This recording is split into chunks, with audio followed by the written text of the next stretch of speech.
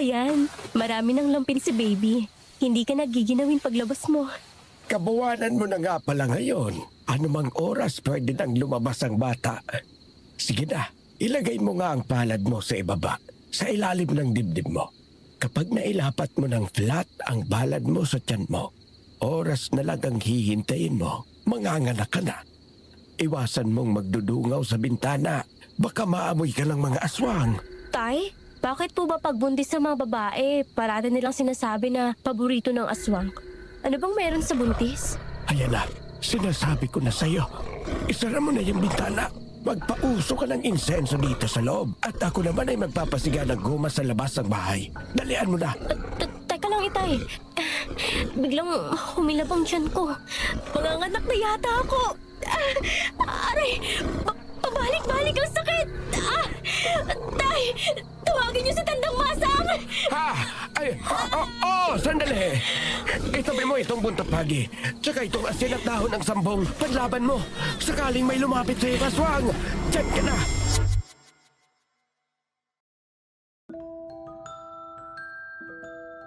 Ang pagtitiwala sa iyong kapwa ay inihahalin tulad sa isang sumpaan ng dalawang damdamin na kahit walang nakakakita, ramdam mo ang pag-asa sa bawat isa. Maraming usapin tungkol sa salitang tiwala. Maraming katanungan kung kailan at saan ka dapat magtiwala. Magkaganon pa man, maging tapat ka lang sa inyong konsensya at sa iyong sarili. Makakabit mo ang pagtitiwala ng ibang tao sa iyo. Subalit, may pagkakataon na ang taong iyong pinagkakatiwalaan ay siya pang magbabaon sa iyo sa lupa. Minsan din akong nagtiwala at nabigo lang. Pero sa aking pagtsatsaga, nakamit ko pa rin ang tagumpay. Kayo, minsan na rin ba kayong nagtiwala pero nabigo lang at nasaktan?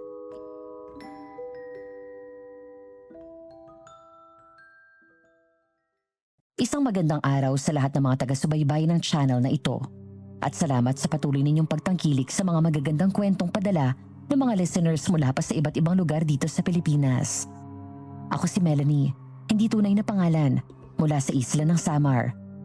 Kung dadalaw ka sa aming lugar bilang turista, dito mo makikita ang mga kakaibang limestone formation sa mga dalampasigan ng Biri Island at ang tanyag na San Juanico Bridge, ang pinakamahabang tulay sa Pilipinas. Ulila na ako sa ina, kaya't kaming dalawa na lamang ni Itay ang nagtutulungan upang mabuhay. Nakapagtapos ako ng college sa tulong ng mga taong naging tuntungan ko upang umangat sa buhay. Bagamat masalimuot ang buhay sa Maynila, lakas loob kong hinarap ito. At dito ko po sisimula ng aking kwento, mahigit 30 taon na ang nakalilipas.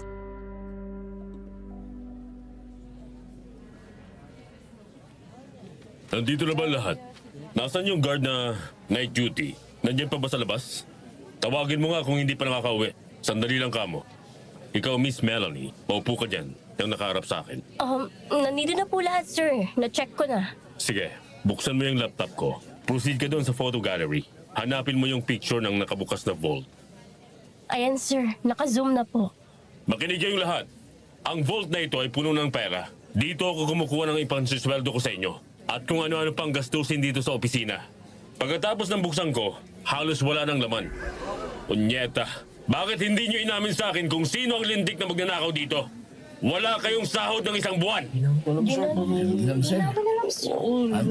namin alam, sir. Aminin nyo na sa akin, hanggat naririto pa tayo sa meeting na to. Pwede ko pa kayong patawarin.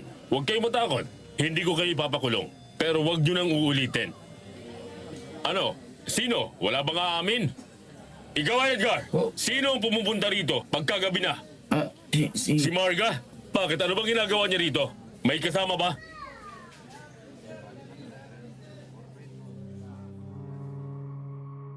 Sinabi ng gwardyang night shift duty na madalas pumunta sa opisina si Marga. Kasama nito ang 2 o 3 niyang kaibigan. Sinabi rin ng gwardya na hindi alam kung ano ang kanilang mga ginagawa dahil sa gate siya naka-assign.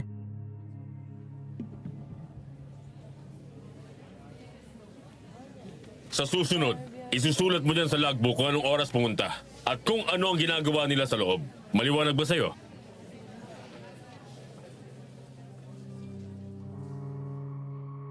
Sumang-ayon ng gwardya. Bagamat halatang galit si Sir, marunong siyang magkontrol ng kanyang sarili. Lalo pat nalaman niyang ang kanyang asawa pala ay pumupunta ng opisina ng gabing-gabi na. Bago ang araw na nagmi-meeting siya, Nagawa na niyang mag-inspeksyon sa paligid, pati sa bubungan ng kanyang opisina. Pero wala siyang nakitang may pumasok o may nagtangkang looban siya. Isa pa, walang ibang nakakaalam ng kombinasyon ng kanyang vault kundi silang dalawa lang mag-asawa. Pagkatapos ng meeting ay kinausap ako ni Sir. Ako kasi ang taga-ingat ng lahat niyang mga secrets at strategies ng opisina. Magtatatlong taon pa lang ako sa kanyang opisina. Natutuwa siyang madali akong makabisa ang lahat.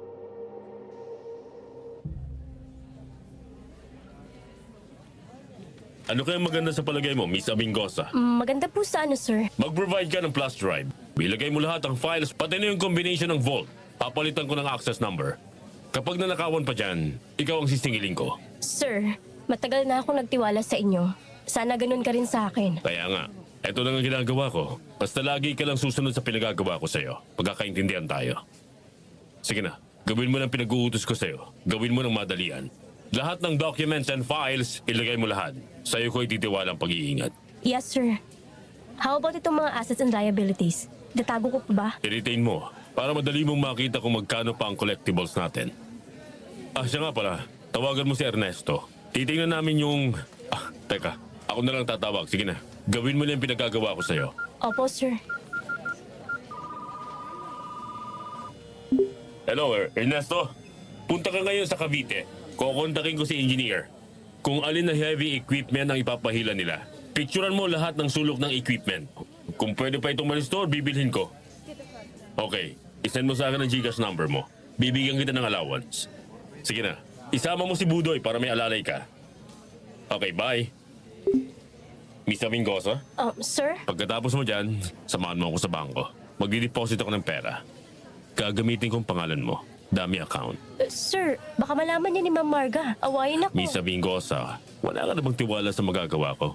Alam ko ang ginagawa ko. Ang maitutulong mo lang sa akin, sundin mo lang ang sinasabi ko sa'yo. Nagkakaintindihan ba tayo? Opo, sir.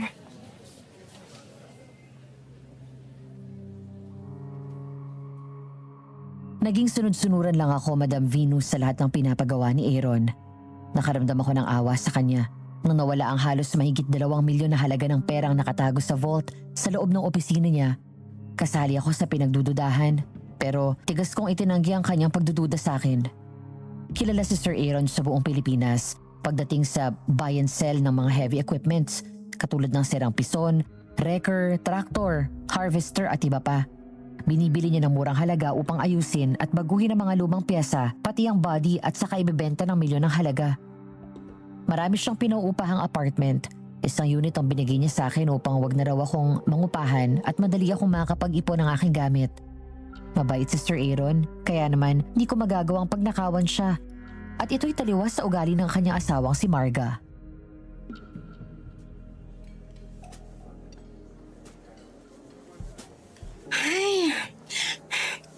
Time out muna, Jun. Napagod na ako. Ang sarap sanang sumayaw kaso pawisan na ako, mamaya na lang uli. Ay, kaya ikaw ma'am ang gusto kong kapartner eh. Na-inspired akong turuan ka. Bukod sa magaan kang dalhin, madaling turuan. At higit sa lahat, maganda at mabango pa. Nagkakaroon na nga ako ng crush sa'yo, ma'am eh. Kasali ba talaga sa compliment yon? Yung mabango? Ikaw naman. Bigla tuloy ako na-conscious sa'yo. Halika. Inom tayo ng champagne. Cheers? Girls, okay lang ba kayo dyan? May drinks pa ba kayo? Sandali. Tatawag ako sa intercom. Hello, Manang? Pakihatiran mo kami ng 4 na boteng red wine at ice. Pakidala na rin ng sliced red apples. Okay, salamat. Pakibilisan. Sino mag-aakalang may asawa na si Ma'am Marga? Babyface ang mukha. Parang isang dalaga lang. Sexy ang bilugan niyang katawan. Napakaswerte ni Sir Aaron sa kanya. Hey, June, okay ka lang? Bakit parang tulala ka na dyan? May problema ba? Hoy! Sorry ma'am. Hindi ko mapigilan na humanga eh. Sorry po ulit eh. No problem. Tara, sayaw na ulit tayo. Gusto kong matutunan yung dirty dancing. Kaya mo? Yes ma'am. Tara.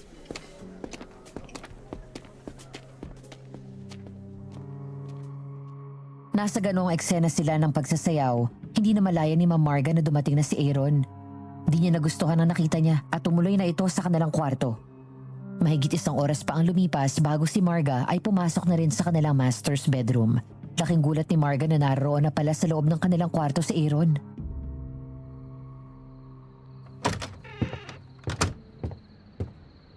Uy, dumating na pala ang mahal kong hari. Hindi ko man lang namalaya ng pagdating mo. Saan ka dumaan? Paano mo nga ako mapapansin? Abala ka sa pagliyad habang yakap-yakap ka ng lalaking yon. Kailan ka pa naging cheap, ha? Ang sagwa ng nakita ko kanina. Habang ikaw naman ay nakahawak sa pisngi ng lalaking yon. Nakulang na lang magkalapit ng inyong mga bibig. Naglilibang lang naman ako. And dancing is an art. Buti nga, naririto sila sa mansyon. Kaya umalis ako at pumunta kung saan-saan. Bakit hindi ka kasi lumapit kanina? Eh di sana na ipakilala ko sa'yo ang inupahan kong dance instructor. Palibhasa kasi wala kang hilig sa musika. Napaka-killjoy mo. Huwag mo akong gawing tanga. Malga, pwede kang magpaturo ng sayaw na hindi ka hinahawakan. Pwede ka nilang mahawakan sa baywang pero saglit lang. Yung nakita ko kanina, hinahayaan mo lang siya maglaro ang kanyang mga kamay sa parte ng katawan mo. At gustong gusto mo naman. At isa pa, kaya mo namang umupa ng medyo decent at kilalang ballroom dance instructor. Huwag mo naman sana dun sa pipitsugin na natuto lang sumayaw dance instructor na. Sige, minsan ko pang makita ang lalaking yun sa pamamahay ko, ipakukulong ko siya. Sa salang panghihipo. Tandaan mo yan. Huwag mo na ngang pakialaman ang ginagawa ko. Binabayaran ko siya ng 10,000 kada session. Gusto ko matutong sumayaw dahil ito'y para naman sa'yo. Isa kang kilalang businessman sa buong Pilipinas. So kailangan kong matutong makipagkapwa. Para yun sa'yo. At kaya ka ba kumukuha ng pera ko sa opisina ko? Para dyan sa kapritsyo mo? Hindi ko alam ang sinasabi mo. Huwag mo akong pagbintangan. Hindi ako pumupunta sa opisina mo. May negosyo din akong inaasikaso, kaya wala akong panahon pumunta sa opisina mo. Bakit hindi mo tanungin ang mga trabahador mo? I'm sure meron dyan mga patay gutom na pagnanakawan ka. Oo, tama ka. Hindi ka pumupunta sa opisina ko kapag umaga. Pero sa gabi, kapag wala ng tao, isinasama mo pa ang mga kaibigan mo. Anong ginagawa niyo doon? Hindi tambayan yon. Pwede kang mag-entertain ng bisita only during office hours. Bakit? Bawal ba? Asawa mo ako. Kaya may karapatan ako magpunta ng mga oras na gustuhin ko. Bakit kailangan ko pa magpaalam sa'yo? Sino lang ang pinapayagan mong pumasok sa opisina mo? Yung mumurahin mong sekretarya? Kahit ilan pang papaya soup ang gamitin nun, hindi na magbabago ang kulay Ilang ng beses kang pera. kumuha ng pera sa vault? 5? 4? 6 na beses?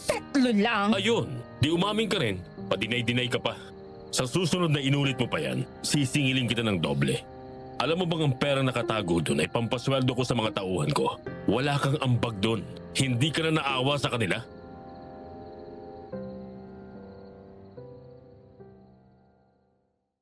Hindi na nakaimik si Marga. Sinabi niya sa kanyang mga amiga na lilimitahan niya muna ang pagpapaparty sa mansyon, pati na si June. Sinabi niyang hindi na muna siya magpapaturo ng sayaw dahil nagsiselos sa kanyang asawa. Napaiyak sa lungkot si Marga. Bihira na niyang makikita si June. Pakiramdam niya, parang hinahanap niya ang mga paghahaplos nito ng marahan sa kanyang likod. Ang mga malalagkit na titig nito sa kanyang mga mata habang sumasayaw sila ng salsa. Natuto silang tumakas sa mundo upang masarili nila ang oras. Sa ganitong punto, lalong nagduda sa kanya si Aaron. Sa opisina, sinamahan ako ni Aaron habang tinatapos ko ang mga papeles at mga documents tungkol sa sales at mga bayaran. Nahalata kong parang malungkot ang kanyang muka. Nawari bang may malalim na iniisip? Mag-aalas 10 na noon ang gabi.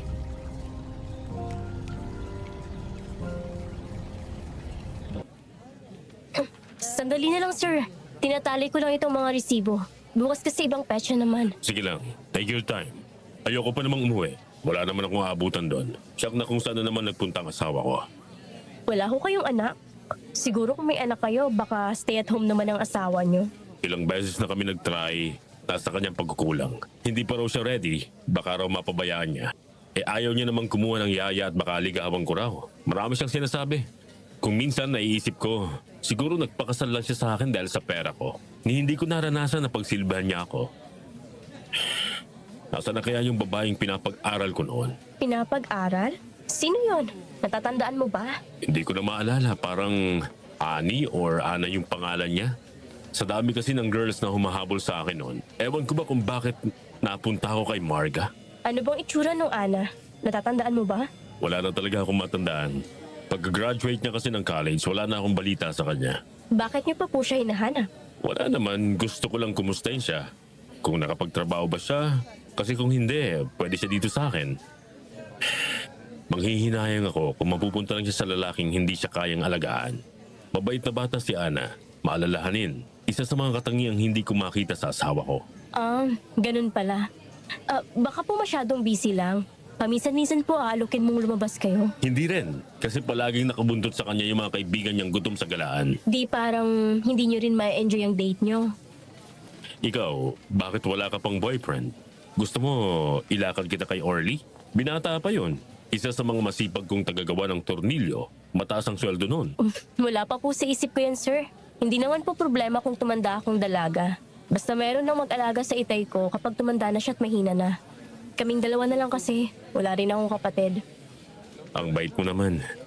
Sana tayo na lang ang nagkatagpo at hindi si Marga. Sir?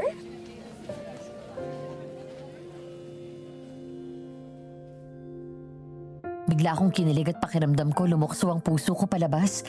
Sino nga naman ang hindi kikiligin kung ang isang bilyonaryong katulad ni Aaron ay magugustuhan ng isang mahirap at hindi kagandahan na katulad ko? Pero kahit gaano pa ang aking pagpapantasya, di naman pwedeng maging kami dahil may asawa na siya.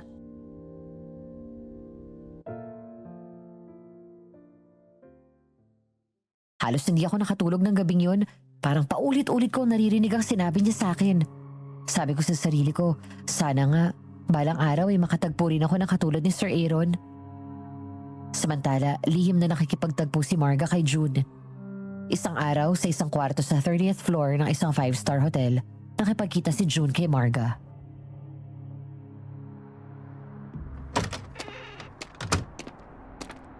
Akala ko hindi ka darating.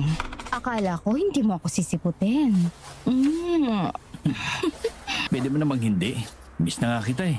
Hindi ko na nahahawakan ng bewang mo habang nasasayaw tayo. O ano, kailan ba ulit tayo magbo-ballroom dancing? Abig na akong makasayaw ka uli. Hindi na muna siguro, June. Ayaw ka nang makita ng asawa ko. Tatawagan na lang kita kapag kailangan kita. Paano ako? Mawawalan ako ng trabaho kung ganun. Ayaw ko naman maging palaboy. Alam mo naman sa iyo lang ako umaasa, mahal. Don't worry, my baby. Bibigyan kita ng check eh. Pay to cash. Makakatuloy yan sa iyong pagsisimulang muli. Ayoko ng cheque. Yung huling binigay mo sa akin, wala namang pondo tapos ito na naman. Niloloko mo yata ako eh. Bakit hindi nilang cash ang ibigay mo sa akin?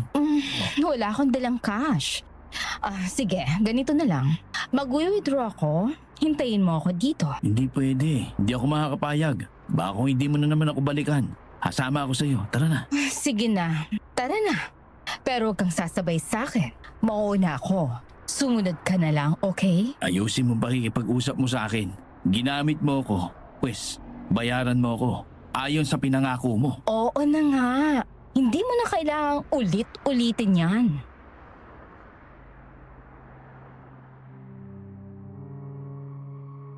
Sa loob ng bangko, sinubukan ni Marga na mag-withdraw mula sa joint account nila ni Aaron. Ngunit hinanapan siya ng pirma ng kanyang asawa. Pinagbilinan pala ni Aaron ng bangko na ipaalam muna sa kanya kung maglalabas ng pera ang kanyang asawa. Galit na nagwawala si Marga sa bangko. Pinagsasalitaan niya ang mga empleyado doon. Ipinaliwanag naman sa kanya ng manager na sumusunod lang sila sa bili ni Aaron. Galit na umalis si Marga. Samantala, inis naman sa kahihintay si Jude sa kanya sa isang mamahaling restaurant. Lalo pa itong nainis nung dumating si Marga na walang dalang pera.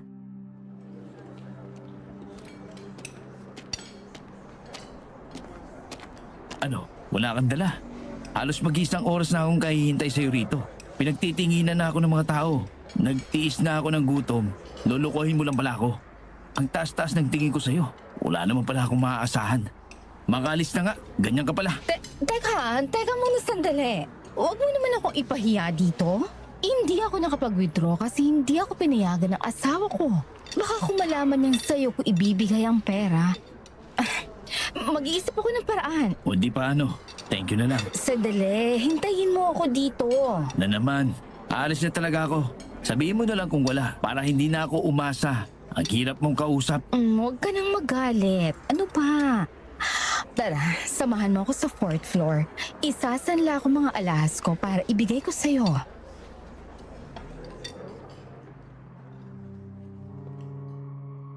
Naisanla ni Marga ang kanyang 2 hikaw na diamond upang ibigay niya lamang sa binata. Naalala niya, baka kung hanapin yun sa kanya ni Aaron dahil regalo ito ng kanyang asawa sa kanya.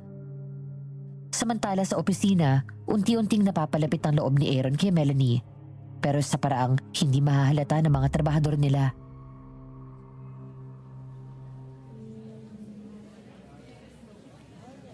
Magandang umaga sa lahat. Nag-almusal na ba kayo lahat? Yung hindi pa, pasok na lang kayo sa kitchen. May libreng kape doon at tinapay. Mamili kayo kung anong gusto niyong palaman. Mr. Vingosa, good morning. Same po. Sir, eto na po pala yung mga picture ng sirang cement mixer at sirang pison. Patingin nga. Ang bango ng kanyang buhok.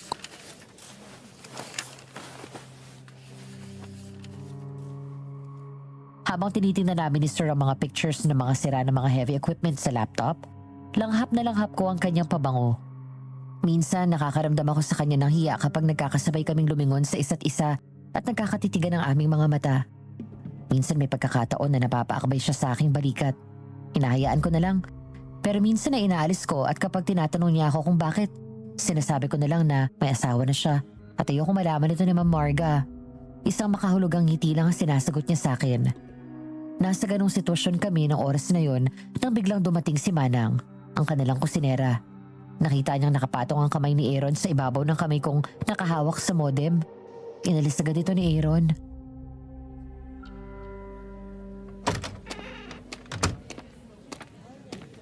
Sige Manang, pakilapagdala sa mesa.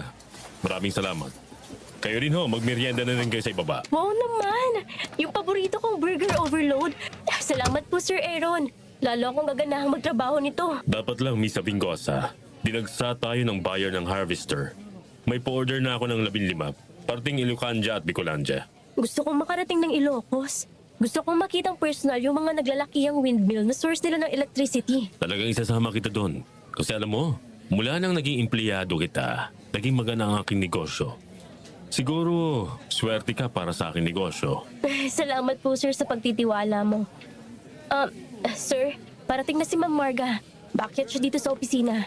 Kita ko sa monitor. Aba, himala. Ano kayang kailangan ito?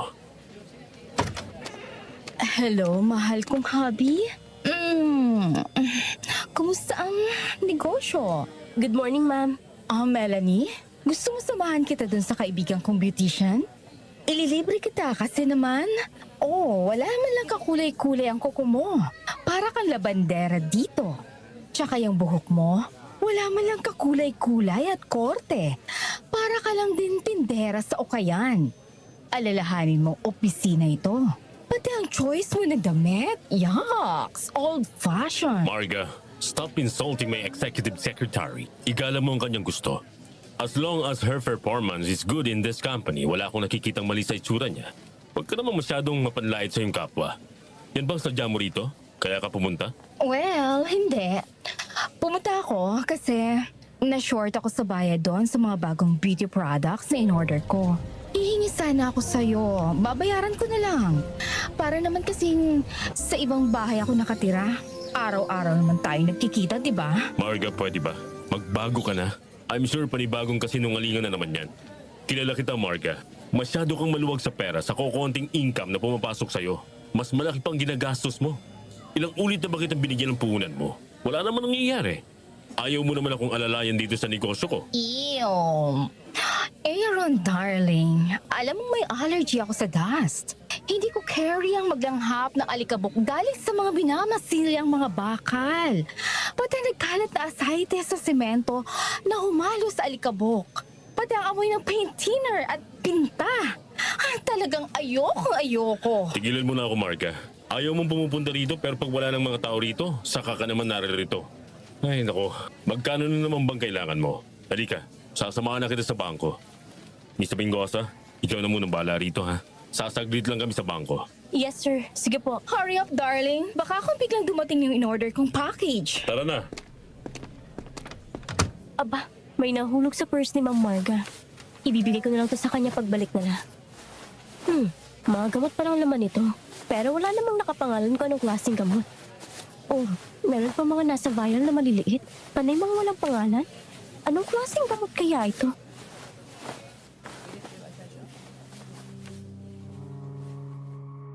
Sa totoo lang po, Madam Venus, ngayon lang ako nakakita ng mga gamot na walang tatak. Di ko alam kung para saan ang mga gamot na yon. Bigla tuloy akong kinutuban. Baka kung may ginagawang mali si Ma'am Marga. Tuwing magkakaroon ng okasyon, doon ako sa mansyon pinatutulog ni Aaron upang may katulong naman si Manang sa pag-estima sa mga bisita. Kadalasan naman ay Sabado ng gabi ang party kaya may time pa akong magpahinga sa araw ng linggo. Ang ipinagtataka ko, bakit kaya ang mga bisita ni Ma'am Marga hindi nakikisalamuha sa ibang bisita? Palagi na sa may tagiliran ng mansyon lang sila madalas pumwesto at walang ilaw. Umaasa lang sila sa tanglaw na maabot ng liwanag mula sa poste ng mansyon. At si Ma'am Marga, mas inaasikaso niya ang kanyang mga kaibigan kaysa karamihan ng bisita sa mansyon. Halos umaga na noon, nagsiuwian na ang lahat. Merong isang lalaki na hinahanap ang kanyang kasamang babae. Hindi niya alam kung saan na pumunta ito. Tinatawagan niya sa cellphone pero nakasara na ang signal nito. Buntis pa naman ito ng 4 na buwan. Hanggang sa umuwi na lang itong mag-isa.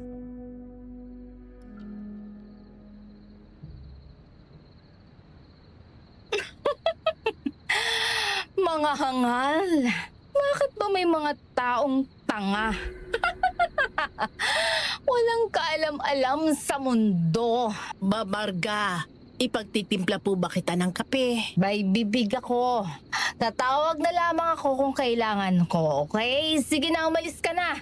Storbo ka. Masayang masaya lang ako, pero gusto kong mapag-isa. Opo.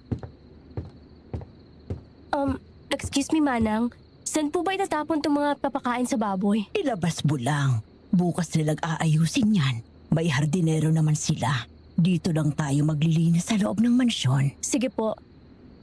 Ha? Ano kaya yung nasa sapatos ni Ma'am Marga? Parang dugo? Ay naku po, saan ba siya nagpunta at may dugo ang kanyang sapatos? Alam niya kaya ito? Titingnan ko sa sahig. Hahanapin ko ang bakas. Walang bakas dito sa sahig, pero may kunting guhit ng putik parang papalabas. Oo nga, papunta sa likod ng bahay. Hindi na ako pupunta doon. Madilim na madilim pa. Babalik na lamang ako sa loob. Ha? Wala na si Ma'am Marga? Kanina, nakahiga lang siya sa sofa. Bigla na lamang siyang nawala. Pero wala siyang bakas na nadumihan man lang ang sahig. Pero kitang-kita ko. Nakahiga pa lang siya rito. Anong hinahanap mo, Melanie? Bakit kanina ka pa ikot ng ikot dyan? Akala mo siguro wala nakakakita sa'yo, ano? May plano kang magnakaw? Naku, wala po, ma'am. Naglabas lang po ako ng basura kanina. Pabalik na po ako sa loob. Dapat doon ka pumasok sa pintuan ng kusina. Hindi dito sa salas, estupida. Hoy, kung dun sa opisina, asawa ko ang amo mo. Dito sa mansyon, ako ang amo mo. Hindi ka espesyal dito. Pasensya po, ma'am. Madam, tatandaan mo yan kapag naririto ka sa mansyon ko. Ganyan ang tatawag mo sa akin. Hala, tulungan mo na dun si Manang nang makapagpahinga na siya. Opo, madam.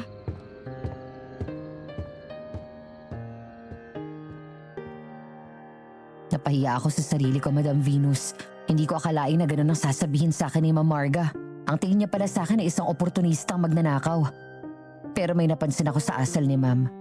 Kapag nasa labas siya, magiliw siya makipag-usap kahit sa akin. Pero kapag nasa kanilang mansyon, bosabos ang tingin niya sa akin. Napansin ko rin na kakaiba ang kanyang kilos. Mailap ang kanyang mga tingin na para bang iniiwas niya sa akin ang kanyang mga mata.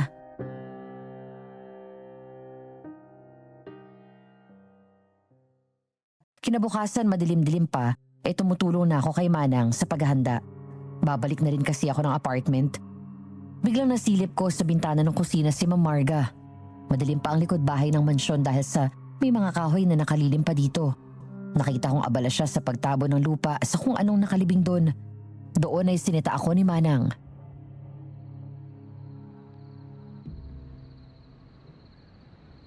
Melanie, sino bang sinisilip mo dyan? Baka kung makita ka ni Ma'am magalit yun sa'yo. Nakita ko kasi si ma'am. Papunta doon sa likod nitong mansyon. May dala siyang pala. Parang may tinatabunan siyang kung ano. At di ba dapat ipag-utos niya lang yung sa hardinero si Andy? Kung ano ba dyan, hindi na natin problema yan. Ituloy mo na ang ginagawa mo. Dalhin mo na tong tirang lechon belly, salad, tsaka yung lasagna. Wala nang kakain yan dito. Sige na, apurahin mo na. Baka kung makita ka pa ni Ma'am Marga eh. Salamat po. Maliligo lang ako. Sige na. Huwag mo na lang pansinin kung anong makikita mo. At huwag ka na rin magtatanong sa kanya ha. Kunwari wala kang nakita. Opo, Manang.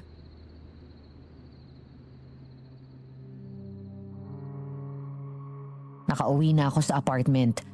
Iniisip ko pa rin kung anong ginagawa ni Ma'am Marga sa likod ng mansyon na wari bang napakahalaga na hindi pwedeng makita o malaman ng iba. Naglalakad na lang ako papuntang opisina. Nasa ikalawang kanto lang kasi ito mula sa tinutuluyan kong apartment. Maaga pa naman at hindi pa gaanong mainit ang sikat ng araw. Nang bigla may tumigil na kotse sa harapan ko. Bumukas ang bintana nito at si Ma'am Marga pala. May inaabot siya sa akin na pagkain. Nakasilid dito sa isang karton na tulad nung sa cake. Ibinili niya na ibigay ko raw kay sir at kailangan daw na maubos niya itong makain. Sandali pa lang at papasok na ako sa gate ng pinagtatrabahuan ko. Mataas na mataas ang bakod sa simento nito at may nakakabit pang barbed wire sa pinakaitaas. Kailangan kong gumamit ng face mask upang wag kong maamoy at makalanghap ng usok at alikabok mula sa ginagawang iba't ibang heavy equipments.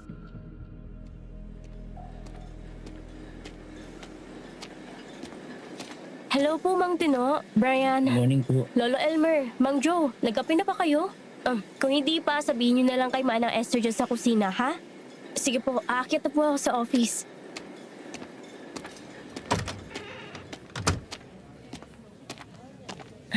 Bubuksan ko ng aircon para pagdating ni Sir, malamig ng opisina. Ayan, nararamdaman ko ng unti-unting paglamig ng paligid. Oh, Hello po, Sir Aaron? Good morning. Good morning, my dear. Pagdating mo mamaya sa office, pakigawa mo ako ng 2 sales invoice, ha? Actually sir, kararating ko lang dito sa opisina. Really?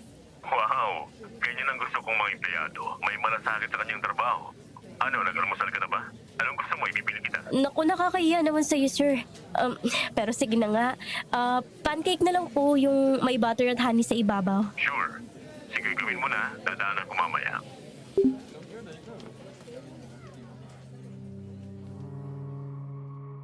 Mula nung nagkakwentuhan kami ni Aaron, nararamdaman kong unti-unti kaming nagiging malapit sa isa't isa.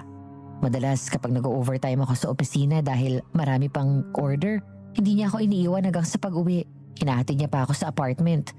Gusto kong umiyak kapag mag-isa na rin ako. Naglalaban ang aking damdamin. Gusto ko dahil may dahilan ako.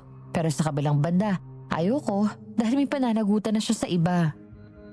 Samantala, sa kabilang dako, nauuso ang mga nawawalang buntis. Ang iba'y natatagpuan na lamang na biyak ang katawan at wala na yung pusod ng bata na nakakabit sa tiyan ng ina. Nakikipagkita pa rin si Marga kay June, ngunit sa pagkakataong ito ay may iba silang transaksyon.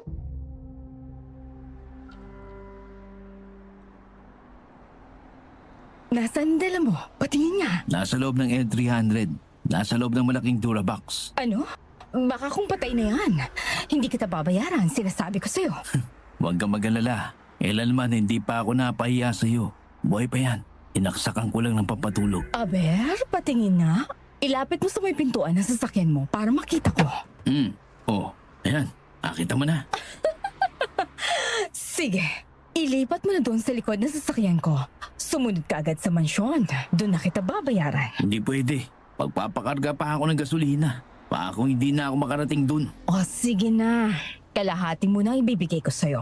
Ang kalahati, doon na lang sa mansyon. Akin na. Umuwi ka na at baka ako magising pa yan.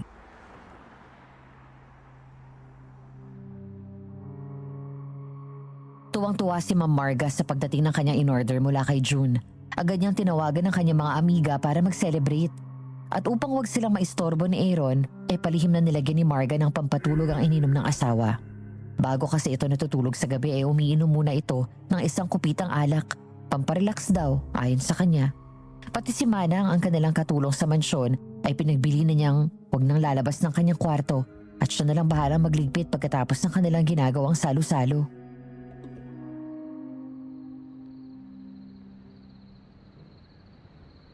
Alay natin sa kanya ang pasasalamat na ito. Ngayong gabi ay muling mag-aalay ng sakripisyo. Kaming iyong mga lingkod, sabay-sabay nating inumin ang tagumpay. Cheers! At ngayon, ang pinakamasayang parte ng ating pagtitipon ngayong gabi. paghati-hatian natin ang dumating na biyaya. May mga dala ba kayong mga lalagyan nyo? Okay, share na. Pagkatapos ng hati-hatian, ay uwian na. Huwag na kayong magtatagal dito at baka kung biglang magising ang asawa ko, wala akong may papaliwanag sa kanya. Salamat. Kailan naman mauulit ito, madam? Maghintay na lang kayo ng ghost signal ko. Pero next time, dagdagan nyo naman ng konti ang bayad nyo. Ako yata ang nadidihado, samantalang pare-pareho naman tayong nakikinabang. Ako pang naghahanap. Ngayon, kung di okay sa inyo, pwede namang huwag ko na kayong bigyan. Madam, hindi kami papayag na sosolohin mo ang biyaya. Sige na, payag na kaming magdagdag ng bayad. Basta share ulit. Okay, yun lang gusto kong marinig. Salamat sa inyo. Magandang gabi. Babalik na ako sa kwarto. Baka kung gising na ang asawa ko.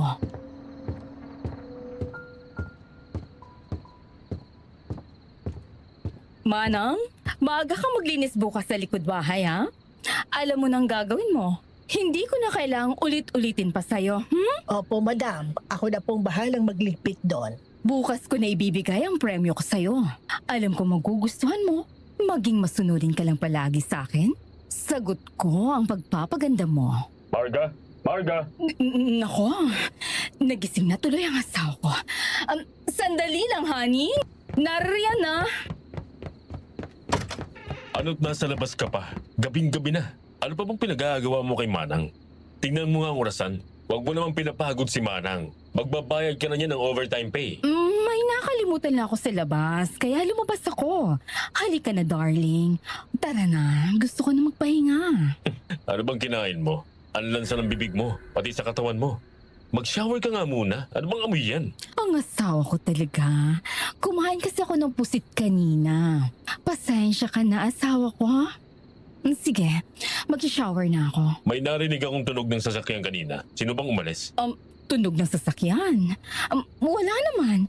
Baka sa kapitbahay mo lang narinig. Halika na. Mag-shower lang ako.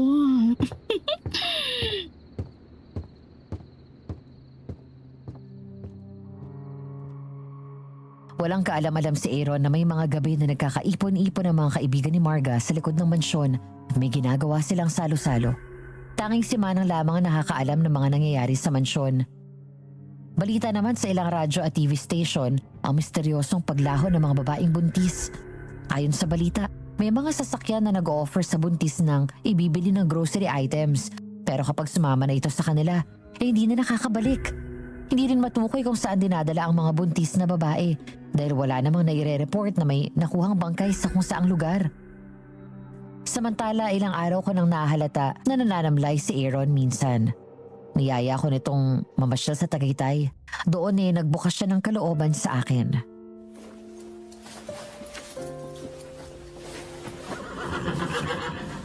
Halika na, Melanie. Sumakay ka na dito sa likuran ko.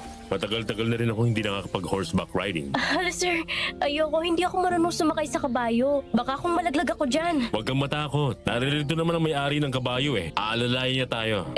Baka akong biglang tumakbo ang kabayo, mahulog ako sir. Akong bahala. Magtiwala ka sa akin. Hindi kita pababayaan. Boss, pakialalayan niyo naman ang girlfriend ko. Hindi niya pa kasi naranasang sumakay ng kabayo. Opo, sir. Sir, baka akong biglang gumalaw. Sandali lang, hindi pa maayos ang upo ko. Basta yumakap ka lang sa akin, hindi ka mahuhulog. O ano, okay ka na? Let's go! Sir, pasensya na sir. First time ko, yayakap talaga ako sa'yo.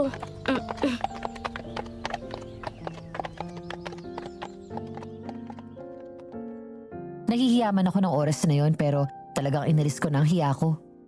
Mahigpit ang pagkakayakap ko kay Aaron habang nasa likuran niya akong nakasakay sa kabayo. Bigla naramdaman ko na lang na marahan niyang ipinatong ang kanyang kaliwang kamay sa kanang kamay kong nakayakap sa tiyan niya at pinisil-pisil pa ito. Mahigit 1 oras din kaming nakasakay sa kabayo. Marahan lang ang takbo nito pero nakakapagod sa parte ng may-ari ng kabayo dahil hawak-hawak niya ang renda ng kabayo hanggang sa matapos ang aming oras. Hindi agad ako nakababa sa pagkakasakay dahil pakiramdam ko na manhid na ang mga hita ko. Kaya pakarga akong tinulungan ni Aaron na makababa. Hindi ko maiwasan na humawak sa magkabila niyang balikat habang hawak niya ako sa aking bewang. Nagkatinginan kami. Matagal akong napatulala. Gusto ko siyang yakapin pero bawal. Hanggang sa napatawa na lang kami pareho dahil sa amin na pala nakatingin ang mga tao.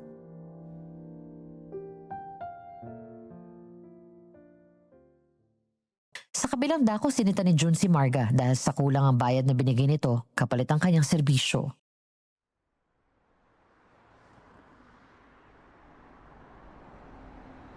Ano pa bang inirareklamo mo? 50 mil na yung binayad ko sa'yo. Kulang pa yan para sa'yo? Madam, pwede na ba akong mag-resign sa trabaho ko? Mukhang hindi nyo na nagugustuhan ang trabaho ko at marami pa akong reklamo. Sabihin mo na lang at maghahanap na ako ng ibang mapapasukan. Ang lakas ng loob mong sabihin yan sa akin? Para bang may mas nakukuha ka pang mas mataas na sinasahod mo sa akin? Konsensya mo na lang ang makakalaban mo, madam. Yan ay kung meron ka pa. Bakit? Wala ba akong konsensya? Ganun ba ang ibig mong sabihin? Wag na tayong lumayo sa usapan, madam. Bayaran mo na lang ako ng tama. Hindi naman ako Bombay para bayaran mo ng installment. Ano? Kailan ko ba makukuha ang kulang mo? Pwede ba? Huwag kang magdedemand agad-agad. Bibigyan naman kita. Bigyan mo pa ako ng 1 linggo. Ito na yung susi ng sasakyan. Bahala ka na dyan. Alis na ako. Teka lang. Oo na, sige na. Babayaran na kita ngayon na. Pupunta muna ako sa bangko. Lumang estilo na yan, madam. Baka may plano ka naman paghintayin mo ako ha. Nang buong araw. Hindi na ako papayag. Oh, edi paano kita mababayaran? Kung hindi mo ako papupuntahin sa bangko, wala ka bang tiwala sa akin? Asawa mo nga, hindi nagtitiwala sa'yo. Ako pa.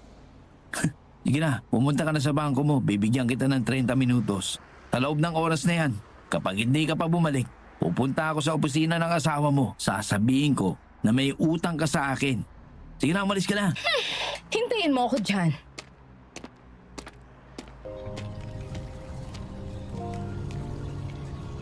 Napilitan si Marga na bayaran si June ang balas niyang 25 mil. Sa hirap na ipinapagawa sa kanya ni Marga, sapat lang na sulit ang ibabayad nito sa binata. Samantala nahahalata ni Melanie ang biglang pananamlay ni Aaron. Marahan niyang dinampian ang kanyang palad ang noon ni Aaron kung may lagnat ito.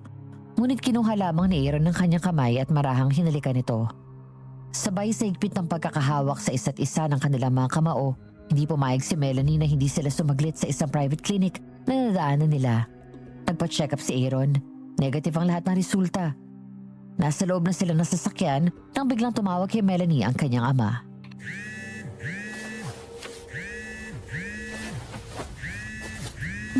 Hello, Itay. Kumusta? Pasensya na po kayo, hindi kita natatawagan.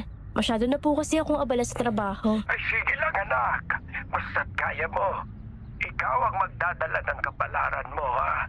Hey, Kwan, tumawag ako kasi may gusto raw ipabili si Sunny Boy. Miss ka na raw niya. Ako nga rin, Itay. Namimiss ko na rin siya. Kaya lang, wala kasi akong kahalili dito sa opisina. Ako lang kasi ang pinagkakatiwalaan ni boss. Maging matapat ka lang sa iyong trabaho upang wag mawala ang pagtitiwala sa iyo ng boss mo. Opo, Itay. Ginagawa ko naman po ang bilin niya sa akin. Si Sonny Boy po, Itay. Kumusta na siya? Baka akong natutuyuan ng pawis ang likod ha? O baka natutulog na basahang damit sa pawis niya? Ipanatag mo lang ang sarili mo. Nasa mabuting kamay ang bata. Huwag mo na siyang alalahanin. Sino pa ba naman ang mag-aalaga at magmamahal sa kanya kundi ako? Salamat sa pagbabantay mo sa kanya, Itay. Mamaya po magpapadala ako ng pera para sa inyong dalawa ni Sunny Boy.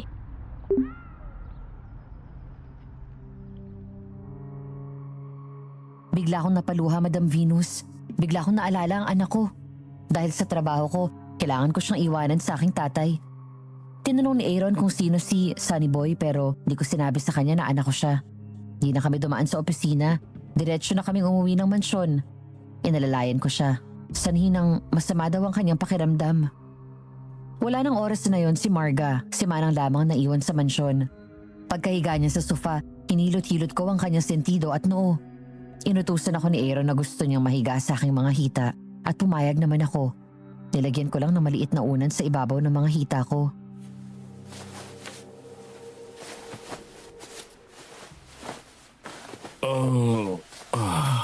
Ang sarap ng mga hilot mo, Melanie. Nakaka-relax. Oh, Oh, idiin mo pa ng konti sa may bumbunan. Marunong ka palang manghilot? Natutuhan ko lamang ito sa mga magulang ko. Kapwa kasi silang mga manghihilot. Aba, wow! Ang ganda ng tanawing nakikita ko. Parang yung love team sa pelikula. Ang galing! Magandang hapon po, madam. Nagpapahilot lang po si sir. Oo, alam ko. Nakikita ko hindi ako bulag. Pero ang alam kong trabaho mo sa negosyo ng asawa ko, isang sekretarya lamang at hindi isang physical therapist. Kaya wala kang karapatang magpahiga sa asawa ko dyan sa mga hita mo. Cheap oportunista! Sa bagay, nasa itsura mo naman talaga. Mawalang galang na po, madam. Huwag niyo po sanang bigyan ng ibang kahulugan ang nakita niyo. May dinaramdam ang asawa niyo. Masama ang kanyang pakiramdam. Karapatan ko pong alagaan ang taong nagbibigay ng sweldo sa akin upang mabuhay kami ng marangal. Sa marangal ding paraan, karapatan ko pong alagaan ang taong nagiging dahilan upang marami pa siyang taong natutulungan. Hindi naman po siguro masama ang ginawa ko. Kayo lang po, madam, ang may masamang mata. Hoy, pipitsugin at hampas lupang sekretarya. Huwag mo akong sinasagot-sagot ng ganyan. Lumabas ka na. Basura ka lang. Stop it, Marga! Wala kang karapatang bastusin ng sekretarya ko. Pag-usap tayo mamaya. Manang, pakiabangan mo sa labas yung grab taxi na tinawagan ko. Pakihatid mo na si Melanie sa labas. Siyang susunduin ng grab taxi. Opo, Sir Aaron. Sige na, Miss Bengosa. Salamat sa paghilot. Oh, etong 1,000. Ibayad mo na lang sa taxi. Opo, sir. Magpagaling po kayo. Magpagaling po kayo. Hindi ko na gusto ng inasan mo kanina sa sekretarya ko. Masyado mo siyang binastos. Hindi bagay sa estado ng buhay mo, pati na sa itsura mo. Nakakaya ka, Marga. Hindi mo dapat pinatulan ng dalaga. Ano? At kinampihan mo pa ang babaeng yon? Siguro kabit mo siya, no? Kung makahiga ka sa kandungan niya, kampanting-kampante ka. Dito pa talaga mismo sa bahay ko kayo nagpapakiramdaman? Hindi ka nahiya? Bakit ako? May narinig ka ba sa akin? Nung minsan nayakap-yakap ka ng dance instructor mo at ikaw naman, todo haplos ka pa sa kanyang muka? Kulang na lang, maghali ka na kayong dalawa. Ganun bang disente? At dito pa mismo sa pamamahay ko? Huwag kang magmalinis, Marga. Marunong akong tumingin sa dapat yung pagtiwalaan kaysa sa hindi dapat. Ang sakit na naman ang ulo ko. Kukuha ako ng gamot. Sandali lang. Huwag na. Manang! Wag na. Uminom na ako ng gamot kanina. Inasikaso na ako ng sekretarya kong hampas lupa. Excuse me, magpapahingo muna ako sa taas, sa kwarto. Wala muna mag-iistorbo sa akin, lalo ka na. Malaman ko lang na totoo ang kutob ko na may relasyon kayong dalawa. Pagsisisihan niyo ang ginagawa niyo.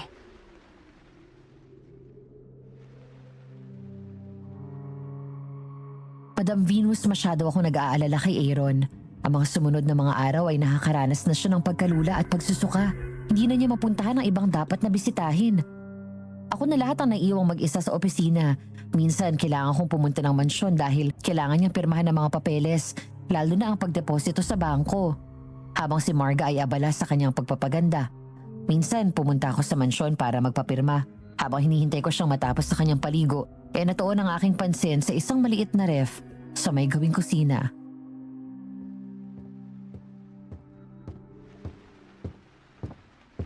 Hello, Manang. Gising po si sir. Marami kasi akong kailangan na papirmahan.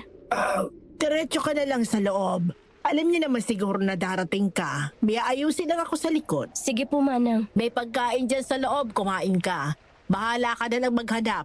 Hindi ka naman na iba dito. Pumili ka na lang. Opo, Manang.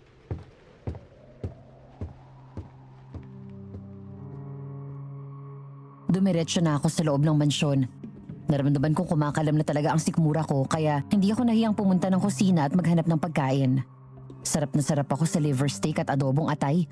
Buti na lang wala nun si Marga kaya malaya akong nakakain. Naghanap sana ako ng maiinom nang bigla akong makita ang isang maliit na ref at unti-unti ko itong nilapitan.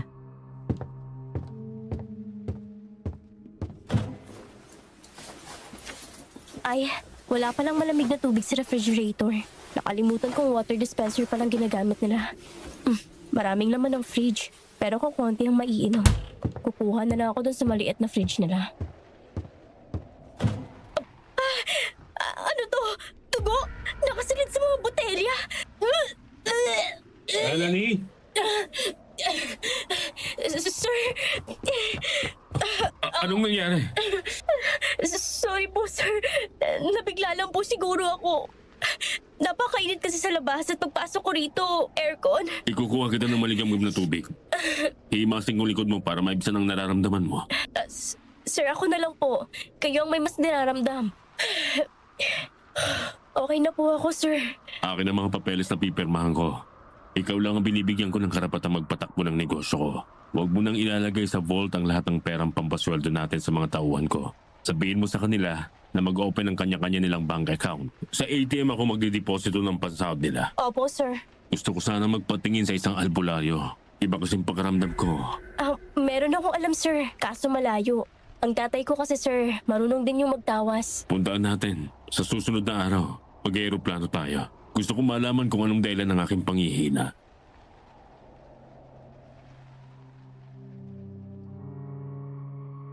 Walang inaksayang panahon si Aaron. Lumipad kami sa summer ng sumunod na araw at tinawas siya ni Itay na napag-alaman niyang isang tao ang kumukulam sa kanya. Binigyan siya ng gamot na pangontra sa kulam. Sinabi sa kanya ni Itay na talasan ang pakiramdam sa mga taong nakakasalamuha niya dahil isa rito ay nagtatangka sa kanyang buhay. Doon niya lang din nalaman na may anak ako sa pagkadalaga. Naawa siya sa bata habang mahigpit ang pagkakayakap sa akin ni Sunny Boy. Biniro pa niya ang bata na siya na lang daw ang tawagin nitong daddy. Parang kinurot ang puso ko noon, Madam Venus, kung alam lang sana nila ang katotohanan. Lalo lang ako napaluha nang paalis na kami. Mahigpit ang pagkakayakap ni Sunny Boy kay Aaron, ang lalaking nagkaroon na ng puwang sa aking puso. Ngunit kailanman ay hindi magiging akin. Samantala, merong hindi pagkakaintindihan sa pagitan ni Marga at ang kanyang mga kaibigang aswang.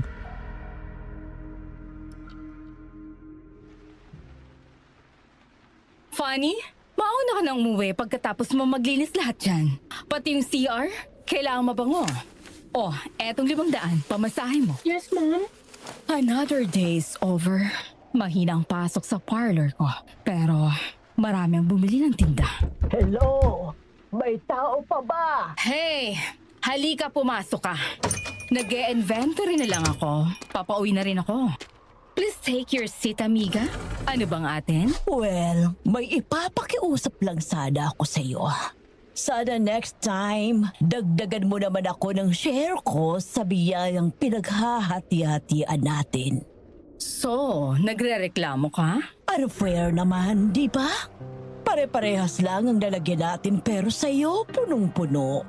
Samantalang kami, 1 inch pa bago mapuno.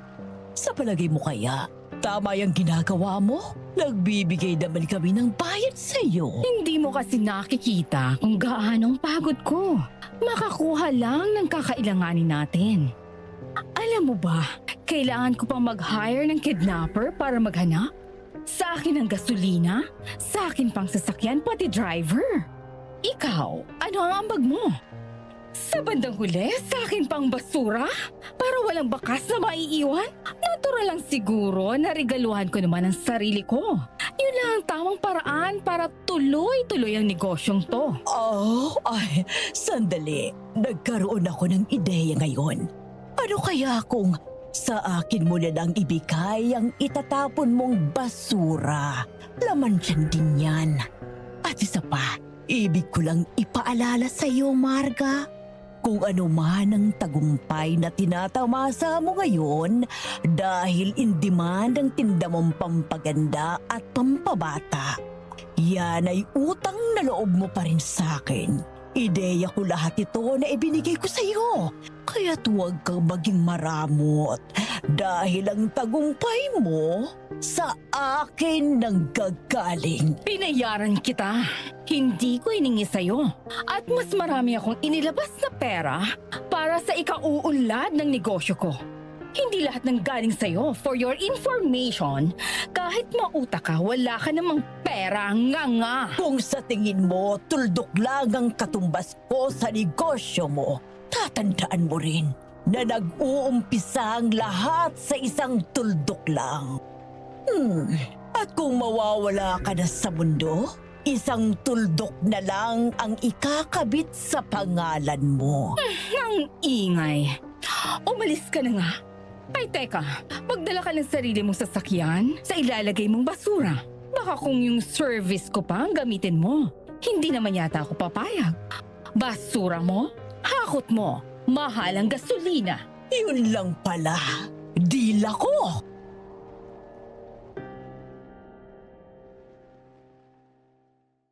Madam Venus, wala akong kaalam-alam kung anong klaseng basura ang tinutukoy ng kaibigan ni Marga.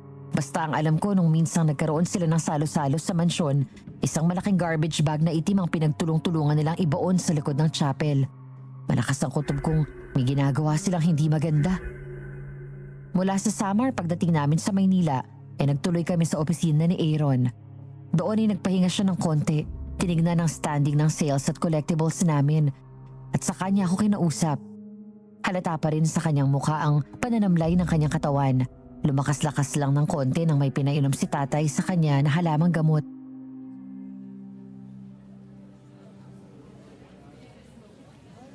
Melanie, Sir?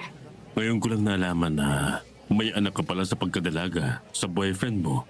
Nasaan na siya ngayon? Sir, hindi ko na ho iniisip ang ama niya. Basta maayos lang ang anak ko at mapagtapos ko siya ng kanyang pag-aaral. Ilang taon na ba si Sunny Boy? Gusto mo ako nang sumuporta sa kanyang pag-aaral? Kayo po bahala, sir. Grade 1 pa lang naman po siya ngayon. Melanie, makinig ka. Iiwanan ko muna sa iyo ang pamamahala ng opisina habang wala ako. Saan ho kayo pupunta, sir? May koneksyon ito sa aking negosyo sa Amerika. Kasama niyo asawa mo? May iwan siya rito. Ni minsan, sa ngalan ng aking negosyo, ayaw niya ako samahan. Mas gusto niyang kasama ang mga kaibigan niya. Maglilibot sila sa buong mundo. Nililibre niya. Kaya wala akong tiwala sa kanya. Baka kung pagbalik ko, wala na akong negosyo. How about you, Melanie? Mapagkakatiwalaan ba kita? Sa tulong at awa ng Diyos, gagawin ko. Melanie, alam kong mali. Pero totoong nararamdaman ko sa'yo. Mahal kita. Sir, tama na. May CCTV. Baka kung makarating ito kay Ma'am Marga, wala akong laban. Okay, sorry. Papasok muna ako sa office ko. Patawarin mo ako, Aaron. Wala akong lakas ng loob na aminin sa iyo ang tunay kong damdamin. Nahihiya akong sabihin sa iyo na ako yung dalagitang pinagpaaral mo nun. Lalo lang akong masasaktan. Ayoko akong maging dahilan ng pagkasira ng inyong pamilya. Ayoko.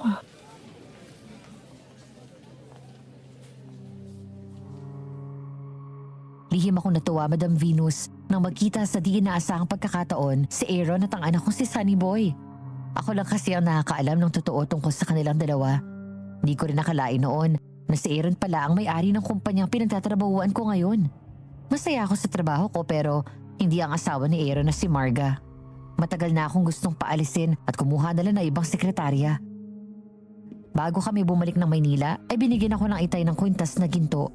Isang kwintas na pwede ko raw gawing pangontra sa mga aswang. Meron kasi siyang inilagay na dasal na kahit ako hindi ko nalalaman. Samantala ko konti na lang stocks ni Marga ng tindi niyang espesyal na gamot na anti-aging at pampaalis ng wrinkles ng balat. Tinawagan niya si June at kinumusta ang paghahanap nito.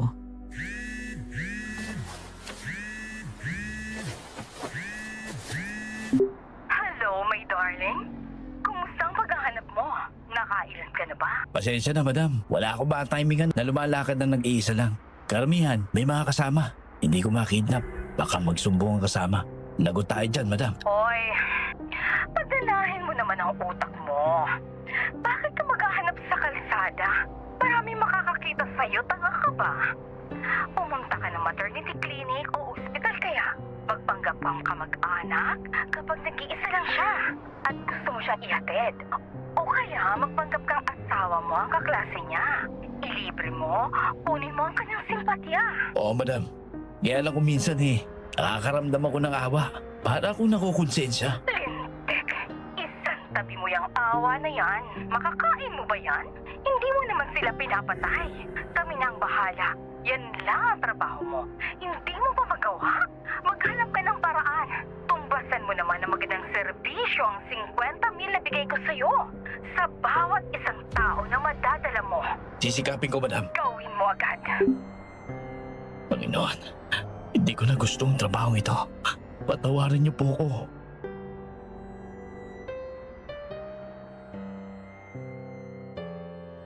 May pagsisisimang naramdaman si June. Ngunit pikit mata niya pa rin sinunod ang utos ni Marga. Pinuntahan niya ang mga maternity hospitals, lying in clinic. Swerteng nakakumbinsi siya ng isa, 20 anyos at nabuntis pala siya ng kanyang tsuhin. Nagmagandang loob siya at sinabi niyang iuuwi niya raw ito sa kanilang bahay. Dinala niya ito sa mansyon at binilin kay Manang upang alagaan. Walang kaalam-alamang babae na siya na ang susunod na biktima.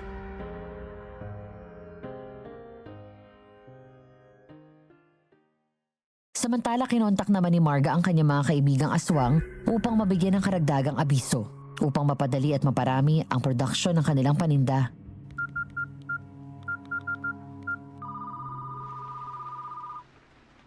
Hello, amiga. Magandang umaga. Gising ka na ba? Ang naantok pa nga ako. Inumaga ako ng uwi. Wala akong nahuling pagkain. Napuyat lang ako. Meron akong suggestion sa'yo, amiga. Para hindi tayo nahihirapan sa paghahanap ng magiging pera natin. May naisip akong ideya. Bago ito, hindi ito ginaya sa iba.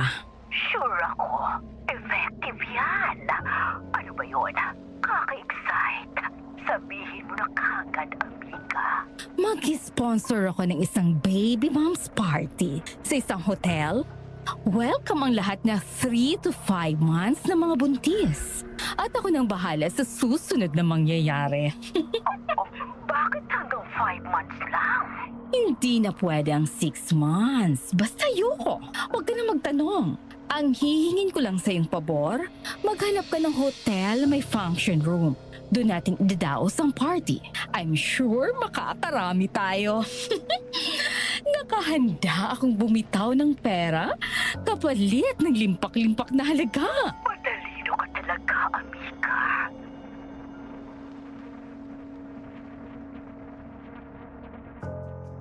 Naisagawa ang party na pinlano ni Marga. Maraming buntis ang dumalo ng gabing yun. Ngunit isang malaking trahedya ang naganap. Bilang nawala ng ilaw ang buong function hall ng isang hotel. Doon ay nakabiktima sila ng 30 buntis. Nakita na lamang kinabukasan sa isang ilog na palutang-lutang ang ibang mga bangkay. Ang iba nakita sa bakanting lote, biyak ang katawan at wala ng bata sa kanilang tiyan. Pinaniniwala ang kagagawa nito ng isang aswang.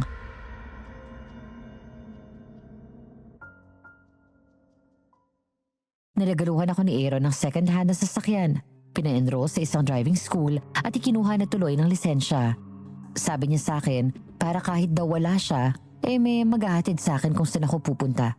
Nalaman ito ni Marga at sinugod ako sa opisina. Wala nun si Aaron.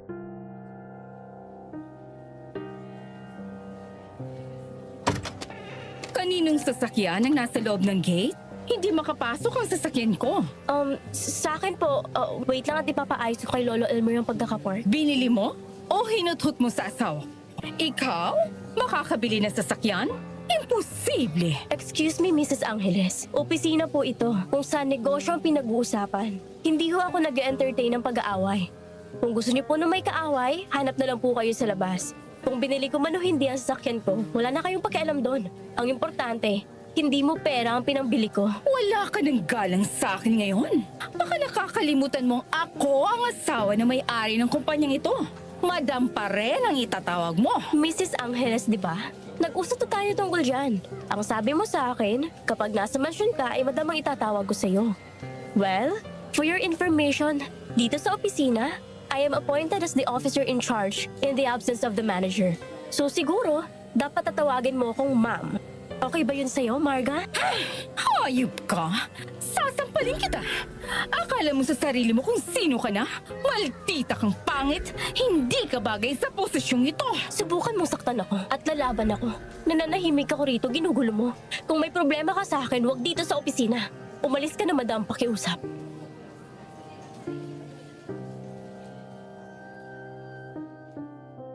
Sa galit ni Marga ay sinubukan niyang ipakulam si Melanie sa kaibigan niyang aswang.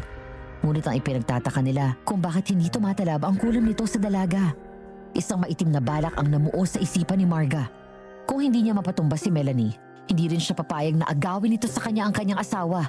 Unti-unti niyang pahihirapan. At least kung mamatay man ito, mapapasa kanya ang lahat ng pag-aari ni Aaron.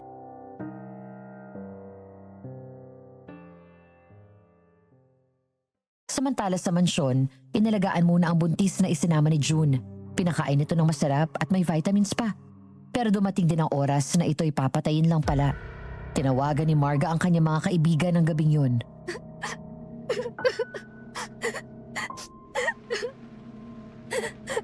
Huwag ka nang malikot, baby girl. Hindi ka makakahulag po sa pagkakatali ninyong kamay at paa. Huwag kang mag-alala. Lahat tayo darating sa ganitong sitwasyon. Uunahin lang kita. Huwag ka na mag-aksaya pa ng oras. Nakahanda na ang timba ngayon na. Ngayon na. Eto na. Ayan. Bumubuhos ng sariwang dugo. Ang sarap.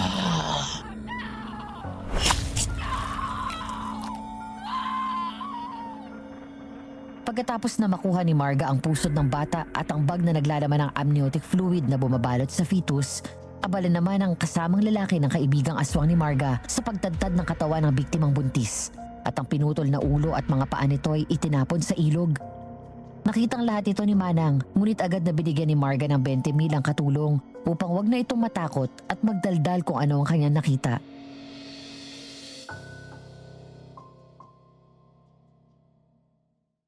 Sa opisina, pumapasok na naka-face mask si Aaron dahil sa lumalala ang kanyang nararamdaman. Minsan biglang nanikip ang kanyang dibdib pero wala namang makitang impeksyon ng mga doktor. Kaya pili na lang muna ang kinakain niya upang makaiwas sa mga allergies na posibleng sa nakakain niya. Alagang-alaga naman siya ni Melanie. Ipinagluto siya nito ng natural na lugaw na walang mantika at may sahog na tanglad o lemongrass.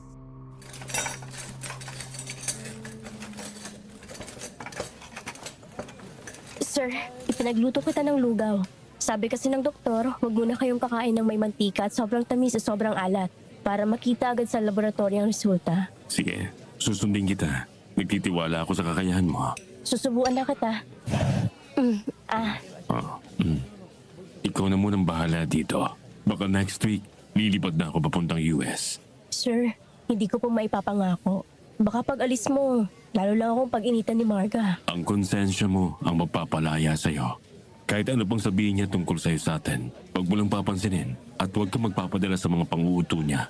Kontrolin mo ang iyong galit at higit sa lahat, hintayin mo ako sa pagbabalik ko. Sisikapin ko po, Sir Aaron. Pagtatagal ka ba ron? Meron lang akong asikasuhin. Mga 1 buwan, kaya mo? Kayahin mo. Meron akong sorpresa sa'yo pagbalik ko. Bahala na. Last na subo na lang. Hayop ka talagang babaeng cheap ka? Anong ipinakain mo sa asawa ko, ha? Ang kapal na mukha mo! Nilalasan mo ang asawa ko, ano? Lumayas ka ritong babae ka! Aray, bitawan mo ako, Marga. Walang katotohanan ang sinasabi mo. Magreklamo ako. Tumigil nga kayo. Ikaw, Marga, tigil-tigilan mo ang pagpaparatang mo ng mali. Kung magsumbong yan laban sa'yo, hindi mo ba iniisip ang skandalong mangyayari? Ikaw ang mapapahiya, hindi siya.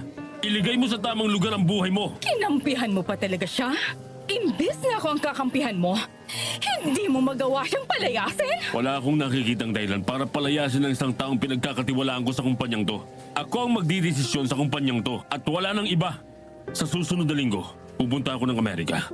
Habang wala ako sa kanya ko iiwan ang pamamahala. Ano? Bakit hindi sa akin? Marga, simula pa nang magtayo ka ng sarili mong negosyo, hindi ko na pinakialaman yon. So malinaw na wag mo na rin pakikialaman ang pagpapalakad ko ng aking negosyo, okay?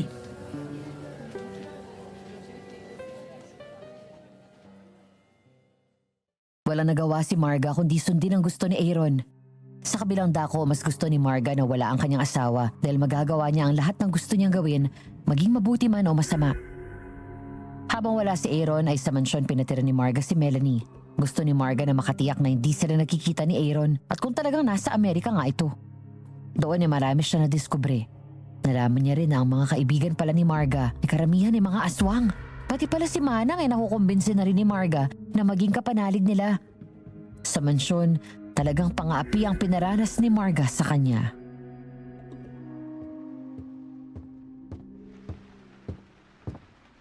Manang, sira po bang aircon sa guest room? Gagamit sana ako. Huwag mo munang bubuksan. Ipinagbawal ni ma'am na gumamit ng aircon. Yung ventilador na lang ang gamitin mo.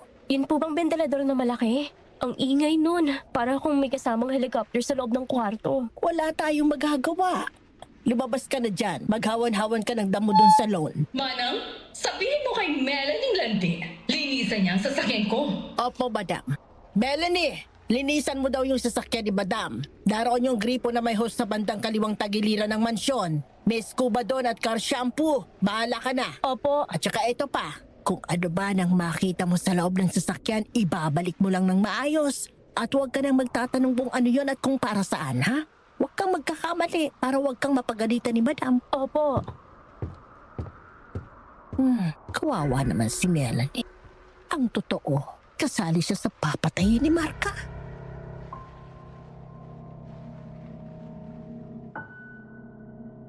Madam Venus, wala akong kamalay-malay noon na pinagbabalakan na pala ako ng masama ni Marga. Pati si Manang ay kinumplot niya sa kung sakaling makita akong humihingi ng saklolo, wag akong pansinin. Nakahanda na pala ang malaking garbage bag na itim na pagsisidla ng aking bangkay. At habang ako pala ay naglilinis ng kanyang sasakyan, pinapanood lang ako sa bintana ng kanilang kwarto. Hawak ang remote ng sasakyan. Pakanta-kanta pa ako noon habang naglilinis ng sasakyan.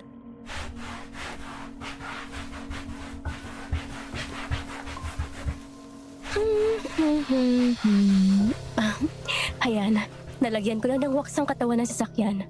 Malinis na. Patang ilalim ng gulong na scuba ko na. Lalagyan ko na lang ng bagong sapin ng mga upuan ng kotse. Hala, nalak ang pinto. Hindi ko mabuksan. Manang! Manang, tulungan mo ako!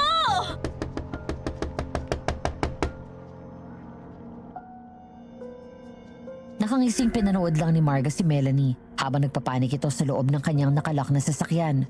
Alam niyang walang hangin sa loob at anumang oras ay hihimatayin ito hanggang sa tuluyan ng mamatay. Napahalakhak sa sarili si Marga.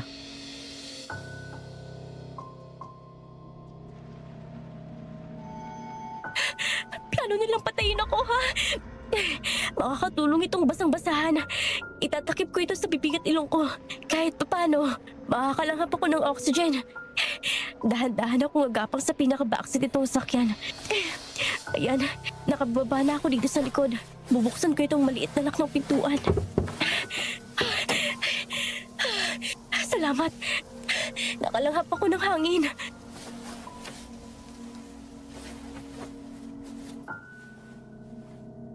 Nakalabas ako ng sasakyan nang hindi nalalaman. Halos himatayin na ako sa loob dahil sa kawalan ng hangin. Dali-dali ako nagtago sa isang malagong halaman. Doon, nakita ko kung paano dahan-dahan na lumapit si Marga sa sasakyan at maingat na pinakikiramdaman kung ano nangyayari sa loob. Nakita kong nakangiti pa siya lumapit at matagal na nakatayo sa harap. Hindi niya sana ako mapapansin sa aking pinagtataguan, ngunit nang makita ko sa may paanan ko, isang putol na daliri ng isang tao na bahagyang nakalibing ang kalahating daliri at iniuod na ito. Napasigaw ako sa takot at pagkabigla ko, Madam Venus, nakita tuloy ako ni Marga at lumapit sa akin. Nagkunwaring nagmamalasakit.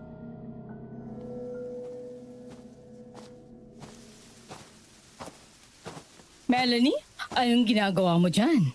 Halika, umalis ka dyan. Baka may langgam dyan at kagatin ka pa. Oh, kinagat ka na yata kaya ka napasigaw. Halika na. Pasensya na, madam. Malinis na po ang sasakyan niyo. Paano nakalabas sa kotse ang malditang to? Nasa akin ang control ng lock. May karunungan din ang babaeng to.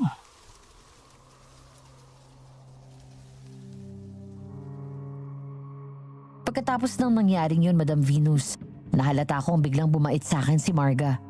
Ngunit hindi ako naging kampante. Nagpapakiramdaman kaming dalawa. Minsan, pumunta siya sa opisina. Pilit niyang hinihingi sa akin ang kombinasyon ng vault. Tumanggi sana ako ngunit pinagbantaan ako ni Marga. Naibigay ko ang kombinasyon para hindi pa siya makapaniwala na wala ring kalahati ang laman nito. Kinuha itong lahat ni Marga at umalis na. Samantala bago magsipag-uwian ng mga trabahador ng kumpanya, ay tinipon ito ni Melanie at nagbilin sa kanila.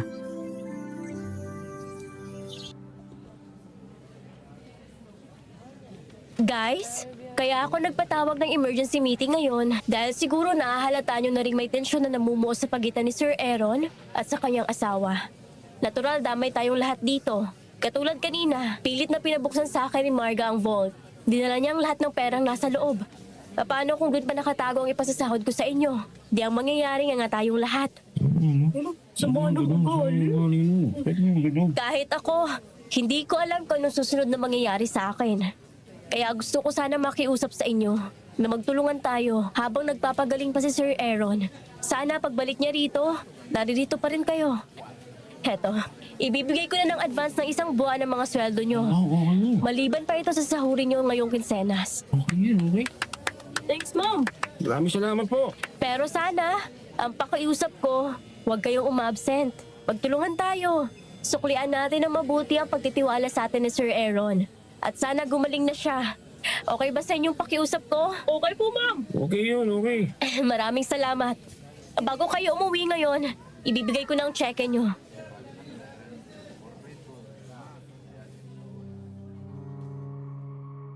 Ang naramdaman ko ng oras na yon sa mga taong katulad ko na umaasa lamang sa kapiranggot na sweldo. Pero pag nanawakan pa ng mga taong hindi kontento sa salapi, inihanda ko rin ang sarili ko sa kung ano man ang binabalak sa akin ni Marga. Pwede sana akong umalis at iwanan na ang trabaho ko. Pero pinipigil ako ng pakiusap ni Aaron na huwag ko siyang iwan. Sa ilalim ng aking damdamin, hindi ko maintindihan ang kanyang pakiusap. Minsan na akong nagtiwala sa kanya noon, kaya dapat ko lang nasuklian ang pagtitiwala niya sa akin ngayon. At dahil tinapos ko pa ang trabaho ko sa opisina at inabot pa ako ng traffic sa daan, ginabi na ako ng uwi sa mansyon. Pasado 8:00 ng gabi, napansin kong may mga bisita si Marga. 3 sasakyan ang nakita kong nakaparada sa loob ng lawn ng mansyon. Dahan-dahan kong pinark ang kotse ko nang hindi nila nalalaman. Hinanap ko kung nasaan ang mga bisita niya. Nagulat ako sa aking nasaksihan habang nakatago ako sa isang bush. Dahan-dahan akong lumapit sa chapel sa likod ng mansyon. Madilim ang paligid kaya alam kong walang makakakita sa akin.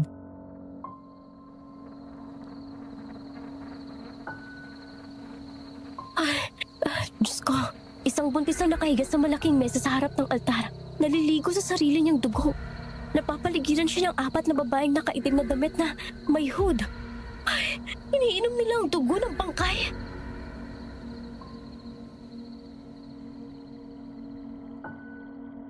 Halos simatayin ako, Madam Venus, sa aking susunod na nasaksihan. Sa pamamagitan ng surgical blade, hiniwa nila ang tiyan ng babae upang lumabas ang bata. Ibinukod ng lalagyan ng amniotic sac at ang pusod nito. Saka pinagsalu-saluhan nilang kainin ang hilaw na sanggol. Dahan-dahan akong napaatras at minabuti ko na lang na bumalik sa mansyon.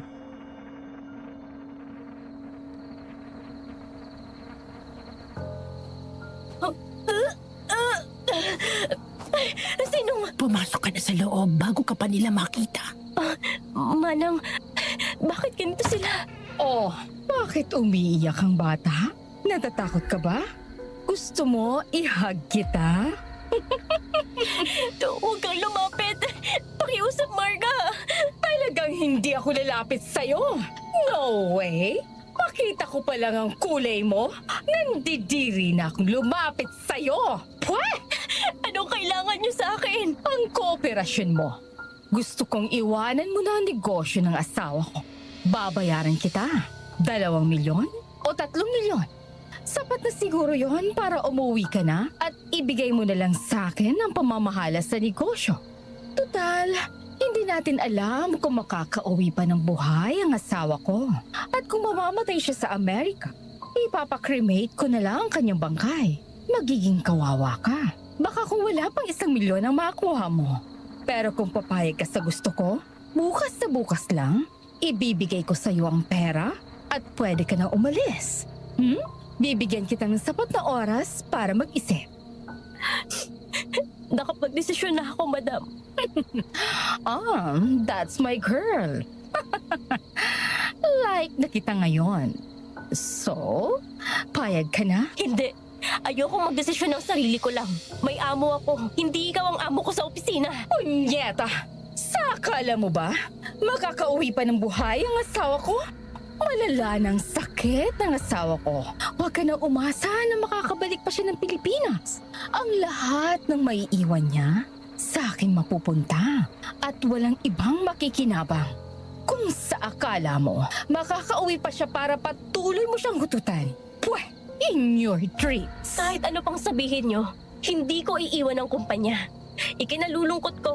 Hindi kita mapagbigyan sa gusto mo. Aalis na lang ako rito. Matigas ka? Pwes, huwag mo akong sisihin sa kung anong susunod na mangyayari sa'yo. Go!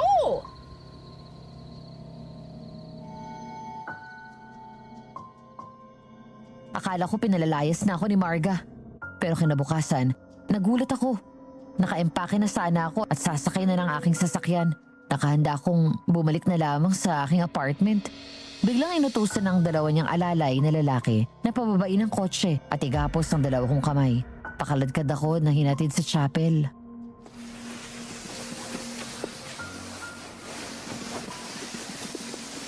Sige, ikulong niyang malditan yan. Doon sa chapel, huwag bibigyan ng tubig at pagkain. Hayop ka, Marga! Sunugin ang kaluluwa mo sa impyerno! Mga walang mali na sagol, pinapatay mo! Tumahimik ka! Etong bagay sa'yo! Pagbabayaran mong lahat ng ginagawa mo! May Diyos sa langit na nakakita ng mga ginagawa mo! Ay! Huwag niyo akong iwan dito! Ay! Yan ang bago mong opisina!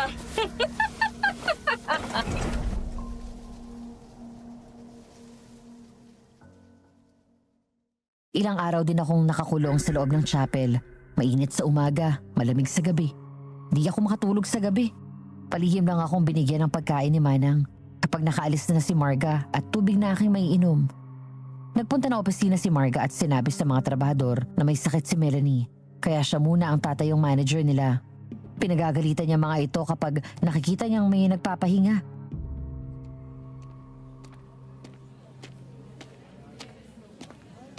Hoy, ikaw, anong pangalan mo?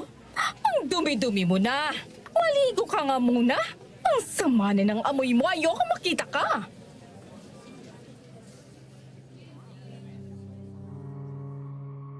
Hindi sinunod ng trabahador na lalaki ang utos ni Marga. Di siya pwedeng maligo kasi mekaniko siya at maghapon na nakasapatos. Dahil dito pinauwi ni Marga ang mekaniko at sinabihan na wag nang pumasok. Tumawag si Aaron kay Melanie, kinumusta ito ng dalaga at kumusta ang bentahan ng negosyo nila. Iyak lamang ay sinagot ni Melanie. Nag-good na si Aaron.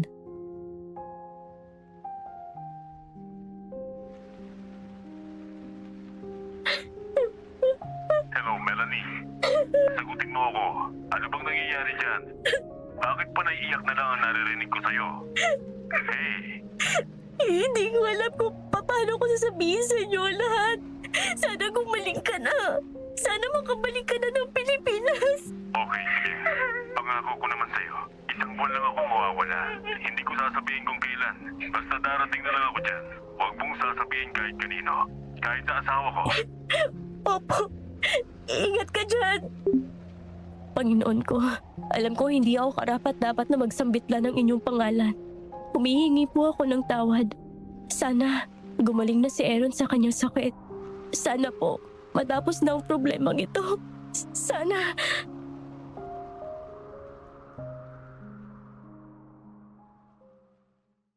Malakas ang ulan ng gabing yun. Panakanaka ang kulog at kidlat. Nangingiki ako sa ginaw dahil karton lang ang higaan ko. Handbag lang ang aking unan at ang bandada kong malapad ang nagsilbing aking kumot. Nawalan ng kuryente ng gabing yun at sa karimlan ng gabi, tanging ang relos ko lang na luminous ang nagsisilbing liwanag. Sari-saring tinig ang aking naririnig. May umaakyat na humihingi ng awa. May biglang sumisigaw na takot na takot. May tinig ng sanggol na umiiyak at nasasaktan. Tinakpan ko na lamang ang aking mga tenga upang hindi ko na maaring marinig ang kanilang mga daing. Sabay-sabay sa pagpikit ko ng aking mga mata, parang nakakita ako ng 3 anino na nakasuot ng gown na itim. Ang bawat isa ay may hawak na mahabang kutsilyo at papalapit sa akin. Ang sumunod na pangyayari ay wala na akong malay. Nagising ako kinabukasan nang bigla akong ginising ni Manang.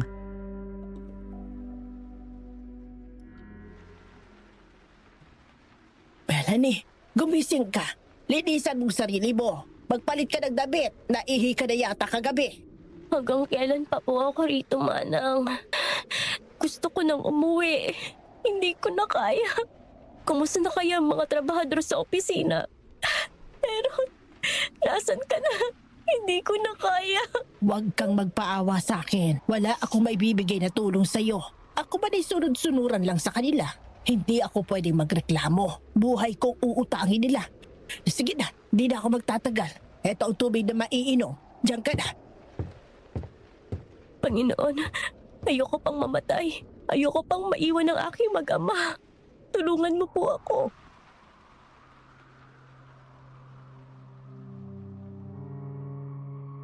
Dalawang araw nang hindi kumakain si Melanie, ngunit hindi nito pinapansin ni Marga. Isang araw habang abala si Marga sa pagbibilang ng kanyang pera, mismo sa sala ng mansyon ay biglang bumukas ang main door. Nagulat si Marga. Hindi niya inaasahan na biglang darating ang kanyang asawang si Aaron.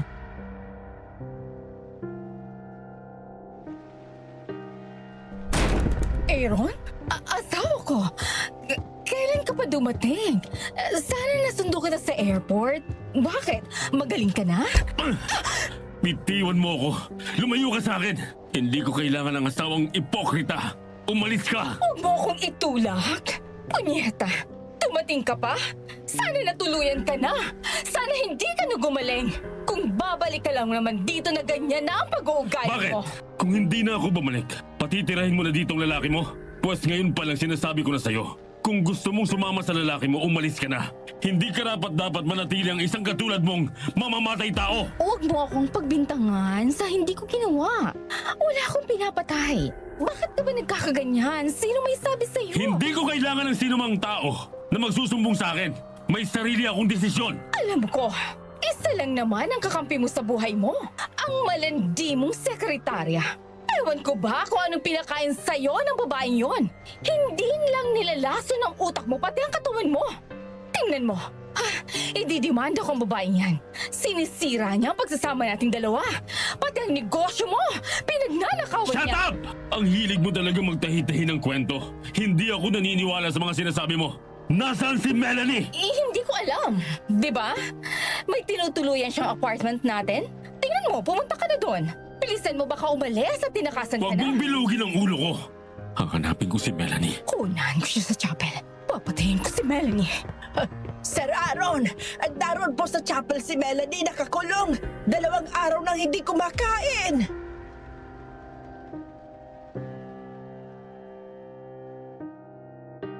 Agad na tumakbo si Aaron papunta sa chapel, ngunit naroon na pala nakaabang si Marga. Hawak ang kaputol na kahoy na nakaamba sa walang malay na si Melanie. Handa na nitong ihataw sa ulo ng dalaga nang biglang sumabit ang kahoy sa isang nakausling bakal sa kisame. Nabitawan ni Marga ang kahoy at siya ang nahulugan. Agad na pinusasan ng 2 pulis na kasama ni Aaron si Marga at ipinakulong.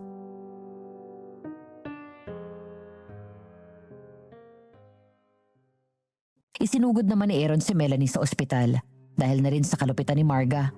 Napag-alaman ni Aaron ng mga nangyayaring kababalaghan sa loob ng mansyon dahil hindi alam ni Marga na kinabitan ni Aaron ng spy camera ang buong mansyon pati na sa opisina nito. Galit na galit siya kay Marga. Samantala sa ospital, nagkamali na si Melanie.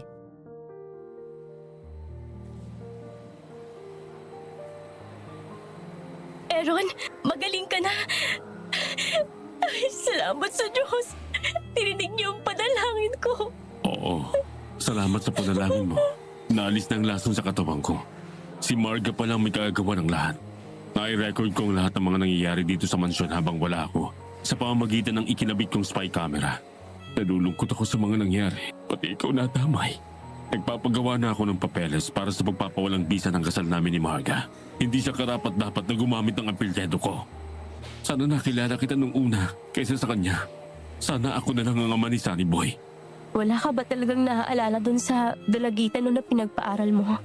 Kahit sa mukha o birthmark niya. O wala. Bakit mo na itanong? Anong kinalaman ni Annie sa'yo? Sa atin? Ako, alam ko, may peklat kasi yung dibdib. At 2 munal na magkatabi sa ibaba ng iyong kaliwang kilikili. Nakalimutan mo na siguro nang binigyan mo ako ng karagdagang alaman sa 10,000 at... Kapalit ng isang gabing. Naalala ko na. Nagbuntis ka? Yan, nasaan na yan? Si Mr. Aaron. Nuli si Aaron ng pulis sa kasong infidelity o pangakalo niya na inahain sa kanya ng ina ni Marga. Oo nga. Kunin na natin niya. Nasaan na yan, Mr. Aaron? Ano? Wala silang ebidensya. Teka, may iwan muna kita, Melanie. Aayusin ko to.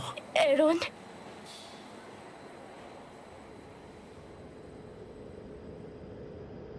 Ako po ang ama ni Melanie. Ako ang saksi sa mga pangyayari sa pagitan nilang dalawa. Dating kasintahan ni Aaron ang aking anak. Katunayan, nagkaroon sila ng anak na lalaki. Ako ang nag-alaga. Napag-alaman na lang ni Melanie na nag-asawa na ito.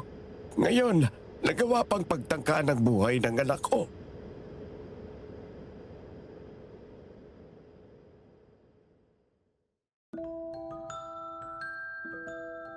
Nanalo sa kaso si Aaron, napawalang bisa ang kasal ni na Aaron at Marga. Samantala, patong-patong ang kasong isinampa kay Marga. Naridang mansyon at doon ay maraming nakitang mga ginagamit na gayuma sa botelyang walang laman, isang libritong may nakasulat na orasyon, mga nahukay na buto ng tao at mga dugo na nakalagay sa freezer at iba't iba pang mga misteryosong bagay. Nasentensya ni Marga ng pagkakabilanggo ng habang buhay dahil sa maraming pinadukot at pinapatay na mga buntis.